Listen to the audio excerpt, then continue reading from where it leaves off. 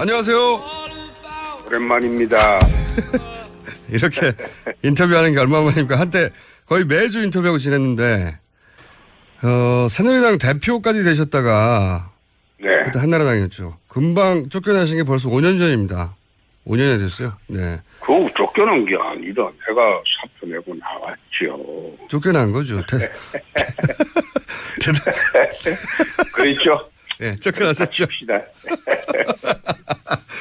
되돌아보면, 예. 이 소위 친박으로부터 쭉 당해왔다, 이렇게 말할 수 있지 않습니까? 홍 지사님은? 그래왔죠. 예, 쭉 당해 오셨죠. 예. 예. 그때 5년 전에 이제 대표에서 금방 쫓겨나신 후에, 제가 정치인 홍준표는 이렇게 끝이 나나 그랬었어요. 그래서 그때는 저한테 전화하셔가지고 이제 종편 같이 하자고 몇 번이나 그러셨잖아요. 그랬죠. 예. 방송 한때는 있었죠. 예, 방송인으로 거듭나겠다며. 자, 그런데 이제 갑자기 대선 주자로 이제 주목하고 계십니다. 그래서 최근 몇 년간 홍준표 흥망상쇠 제가 한번 간단히 되짚어 보는 건데, 네네. 그러다가 이 성완종 사건으로 1심은 유죄를 받았다가 최근에 2심 무죄를 받으셨어요. 이제 대법원 판결을 남기고 있기 때문에 이거 관련해서는 딱 두 가지만 여쭤보겠는데, 돈은 진짜로 안 받으셨어요? 그거 실체적 진실은 재판에서 가려지는 것인데. 그렇겠죠, 물론. 그런데 만약 그래 물어보면 예. 내가 이렇게 답변할 수밖에 없죠. 나중에 저선 가서 성완종이한테 물어보는 게 제일 빠르겠죠. 그러나 민주국가에서 사법제도가 있는 한 법원의 판결이 나면 그걸 사실로 받아들여야 하는 것이 또 민주국가의 제도겠죠. 예. 그건 잘 알겠습니다만은. 김어준 씨가 자꾸 그래 물으면. 예. 나중에 내 저선 가서 성완종이한테 안 물어볼게. 아니, 그렇게 말고, 제가 그 지사님을 오랫동안 잘 알아왔지 않습니까? 네. 지사님도 저를 잘 아시고. 그냥 그래서, 그냥 단도직입적으로 여쭤보는 겁니다. 안 받으신 건가요? 네. 네. 난 그 사람 잘 몰라요. 알겠습니다. 제가 이런 질문을 드린 이유는 어쨌건 대선 출마할 수도 있는 마당에 직접 본인 입장을 밝혀주긴 해야 하는 것 같아서 여쭤본 거고요. 두 번째 질문은 1심 때 법정 출두하면서 아주 짧게 이게 다 업보라고 하셨어요. 그때 처음으로. 그렇습니다. 그때 왜 그런 말 하셨습니까? 이 사건 처음에 1년 10개월 전에 문제가 될 때 내 그런 생각을 했습니다. 왜 그런 생각을 하셨어요? 검사를 하면서 많은 사람을 단죄를 했죠. 그리고 정치하면서 상대방 가슴에 못 박는 말을 많이 했죠. 그래서 내 업보를 치르는 중이다. 그래서 이번에 아마 항소심 무죄 판결 나면서 내가 쌓은 업을 치렀다고 생각했습니다.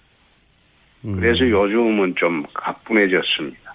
그러니까 앞으로 남한테 예전에 이제 검사하면서 피의자를 험하게 다뤘다든가 정치하면서 상대한테 상처가 되는 말을 했다든가 이런 업보를 받는다. 그런 생각을 하시고. 그래서 앞으로 이제 상처 주지 말고 정치하자 이런 성찰, 다짐 이런 이야기였나요? 그렇게 해야 되는데 자꾸 나를 건드리면 또 달라지겠죠? 아니 근데 그래놓고 뇌물 먹고 자살한 사람 이런 표현을 또 왜 하셨어요? 그거는 내가 민주당 일각에서 대선 후보 자격 논란을 이야기하길래. 그건 알겠는데. 아니 그래서 그 말을 하게 된 거죠. 그러니까 제 말은 뭐냐면 업보를 말씀하시는 분이 또 왜 상처 주는 표현을 다시 하셨냐고요. 나를 건드리니까 그렇지.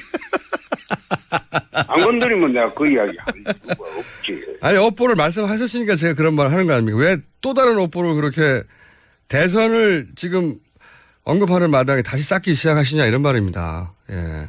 아니 자기들은 그런 자격 문제가 있는 사람들이 왜 그걸 나한테 그걸 갖다가 시비를 거냐? 예. 그냥 시비 걸지 마라. 그 뜻이죠. 예. 울컥하신 거죠. 그렇지. 기분 나쁘지. 아니, 제가 오늘 처음 통화할 때 느낀 건데 예전보다 말도, 말하는 속도도 굉장히 천천히 부드럽게 하시는 거 보니까 이제 네. 어포를 쌓지 말아야 되겠다. 이렇게 조심하시는 거 아닙니까? 그죠? 예. 내가 가능하면 좀 그런 얘기 안 하고 살았으면 좋겠어요.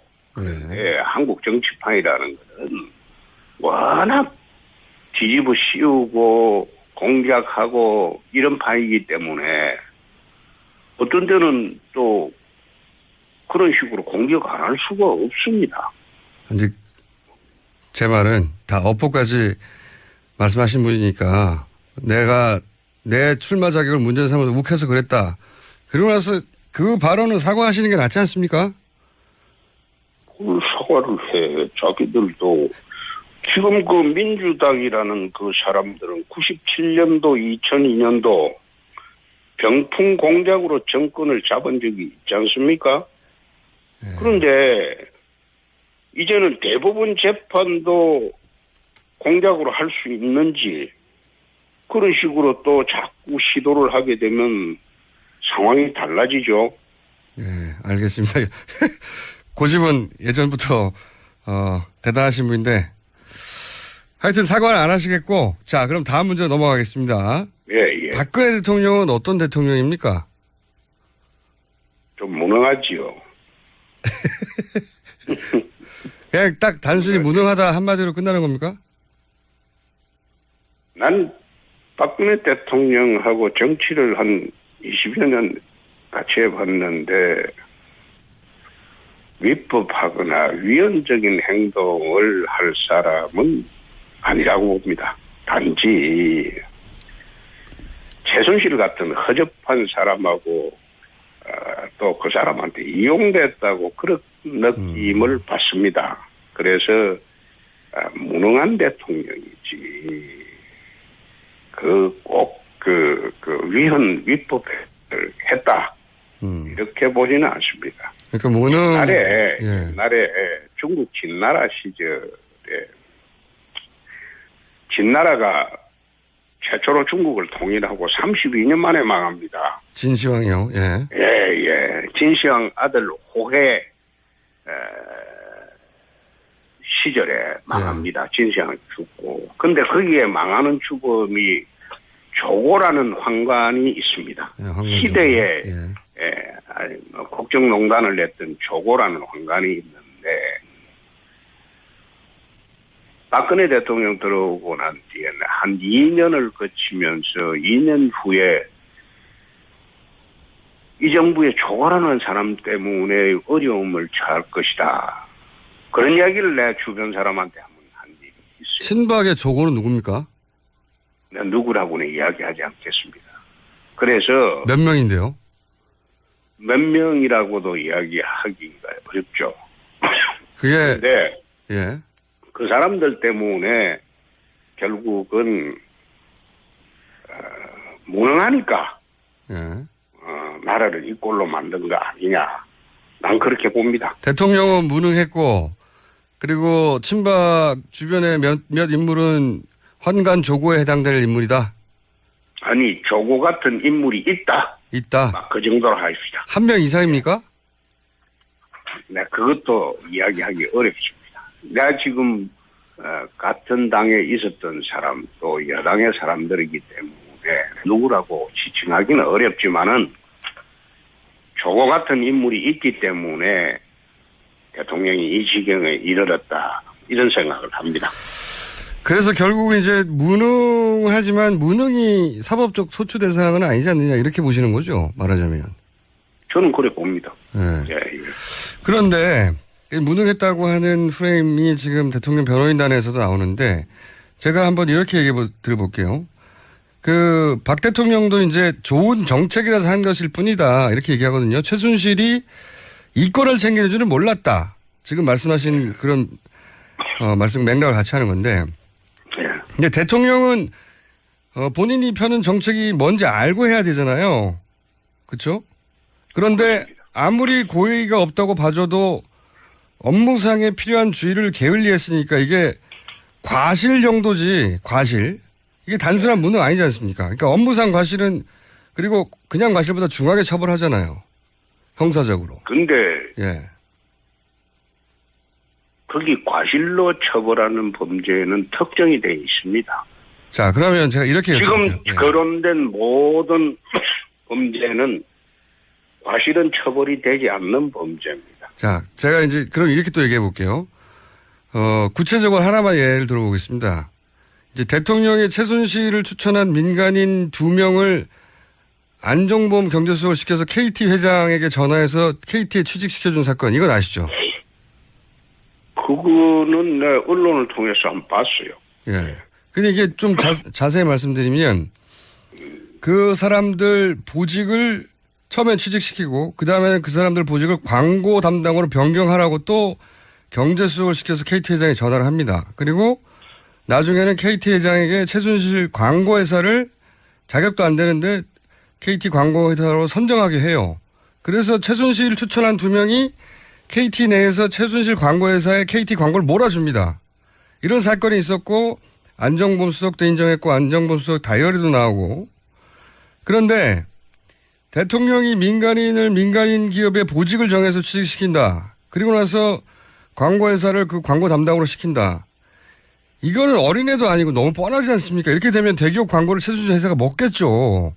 도지사님이 검사 시절에 이런 거 그냥 모르고 그랬다고 믿어주시겠습니까? 아니, 대통령이 선출직인데 예. 선거 때 도와준 사람 그걸 갖다가 불법적으로 도와주면 안 되겠죠. 그런데 그게 합법이냐 불법이냐 그 문제는 법원의 별도의 판단 또는 검찰의 별도의 판단이 있겠지만은 그 자체만으로 비난하기가 좀 어렵지 않습니까? 아닌데요. 지금 누가 정권을 잡든 간에 예. 정권 잡던 과정에서 자기에게 도움을 준 사람을 도와준다는 취지로 그렇게 했을 경우에는 그걸 꼭 범죄로 몰아서 단죄를 해야 되겠다. 그거는 좀 그렇지 않습니까? 그건 또 다른 한 방향으로 이해를 해줄 수는 있는데 그게 범죄가 된다면 그 문제가 되겠죠. 그러니까 여기서 범죄냐 아니냐를 떠나서 박근혜 대통령은 그게 이권을 이해한 건지 몰랐다고 하는데 이 정도 구도면 야 이렇게 광고 담당으로 보직을 정해주면 그리고 그 광고 그러니까 그러면 무능한 사람이지. 이걸 어떻게 모릅니까? 지사님 검사 시절에 이거 몰랐다고 하면 믿어주시겠어요? 아니 내가 검사를 그만둔 지가 지금 몇 년이 됐는데 25년이 됐는데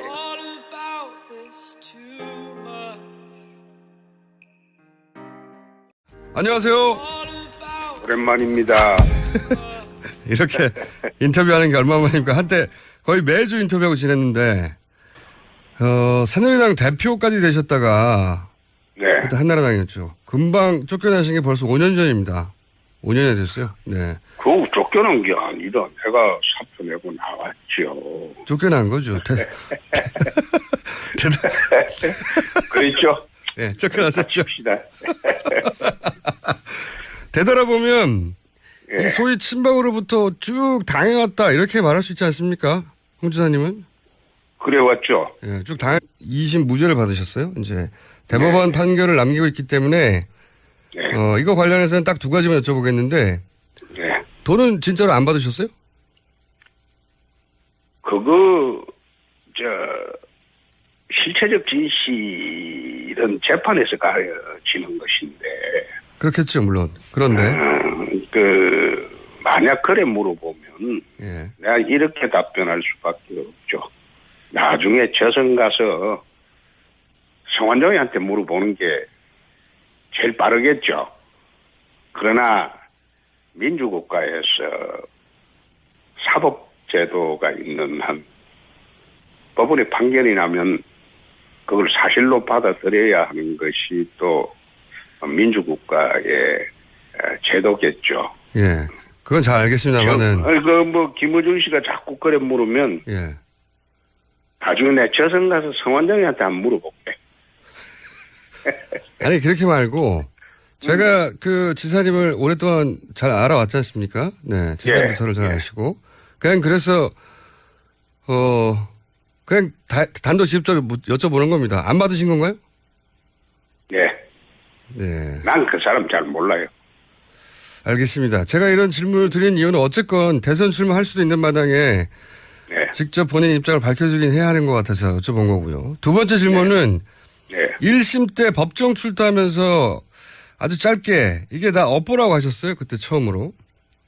그렇습니다. 그때 왜 그런 말 하셨습니까?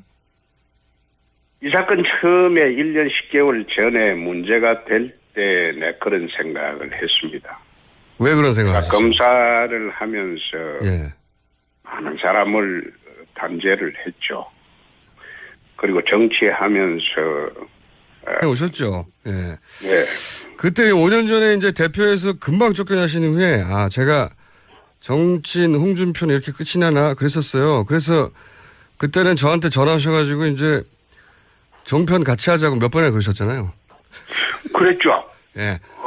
방송 생각이 한때는 있었죠. 예. 방송인으로 거듭나겠다며. 자, 그런데 이제 갑자기 대선 주자로 이제 주목하고 계십니다. 그래서 최근 몇 년간 홍준표 흥망상쇠 제가 한번 간단히 되짚어 보는 건데 네네. 그러다가 이 성완종 사건으로 1심은 유죄를 받았다가 최근에